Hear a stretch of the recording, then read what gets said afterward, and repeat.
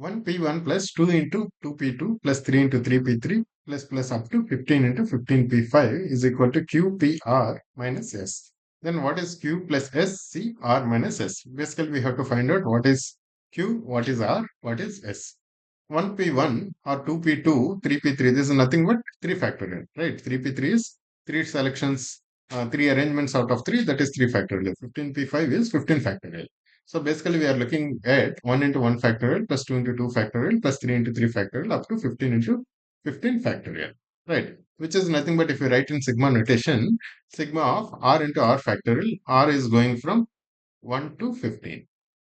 Right. This we can write it as, this r we can write it as r plus 1 minus 1. Right. We are, because whenever we are getting a sigma or summation of factorials, right, we try to use our telescoping series, the method of telescoping. Method of telescoping is nothing but uh, showing the sigma in terms of some difference so that the consecutive terms cancel each other. So, for example, this r we can write it as r plus 1 minus 1. This 1 and 1 they'll cancel. Ultimately, this is equal to r only. So, this is nothing but, this sigma is nothing but r plus 1, this one, r plus 1 minus 1, r plus 1 minus 1 into r factorial, which is nothing but r plus 1 into r factorial minus 1 into r factorial, right? And r plus 1 into r factorial is nothing but r plus 1 factorial, right? Till r it is there, already there.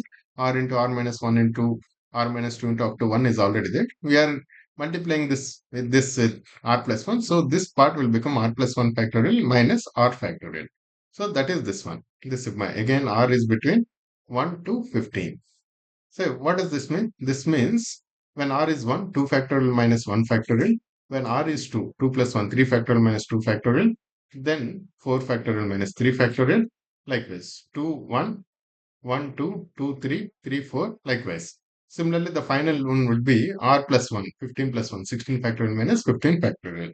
So now this is kind of telescoping series. What is telescoping series? You can see here, we can cancel all of them. See this 2 factorial plus 2 factorial minus 2 factorial we can cancel.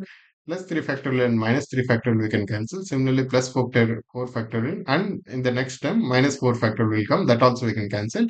We can cancel everything except the final 16 factorial in the final term as well as the beginning 1 factorial in the first term. So, if we, after cancelling all of that, we will be left with 16 factorial minus 1 factorial.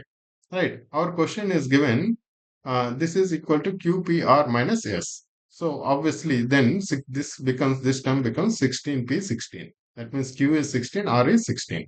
Q is 16, R is 16. And this S, what is this S? This S is equal to 1. And we have to calculate Q plus S, C, R minus S, which is nothing but 16 plus 1, 17, C, 16 minus 1, which is 15. 17, C, 15, which is nothing but 136. So 136 is the correct answer. Right. So the trick here is to express this sigma of factorials. Whenever we are getting sigmas, we try to use the telescoping series, right? To express this as difference of terms so that those terms can cancel each other. This methodology is telescoping series, right? This is called telescoping, linking consecutive terms so that they cancel each other, right, guys?